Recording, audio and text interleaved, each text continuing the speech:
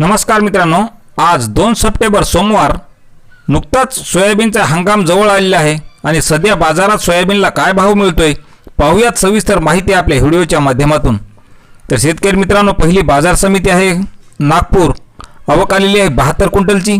कमीत कमी दर मिळाला 4100 रुपये, सर्वसाधारण दर मिळाला 4325 रुपये, तर जास्तीत जास्त दर मिळाला 4400 रुपये। पुढील बाजार समिती आहे उदगीर, आवक आलेली आहे 285 क्विंटलची। कमीत कमी दर मिळाला 4530 रुपये, सर्वसाधारण दर मिळत आहे 4548 रुपये, तर जास्तीत जास्त दर मिळाला 4566 रुपये। पुढील बाजार समिती आहे बुलढाणा, आवक आलेली आहे 100 क्विंटलची। कमीत कमी दर मिळाला 4000 रुपये, सर्वसाधारण दर मिळाला 4175 रुपये, तर जास्तीत जास्त दर मिळाला 4350 रुपये। पुढील बाजार समिती आहे छत्रपती संभाजीनगर, आवक आलेली आहे 5 क्विंटलची।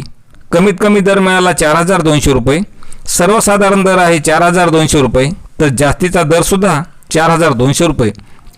पुढील बाजार समिती आहे पाचोरा, आवक आहे 10 क्विंटलची। कमीत कमी दर मिळाला 4300 रुपये, सर्वसाधारण दर मिळाला 4351 रुपये, तर जास्तीत जास्त दर मिळाला 4365 रुपये। आणि पुढील बाजार समिती आहे उदगीर, आवक आलेली आहे 1380 क्विंटलची।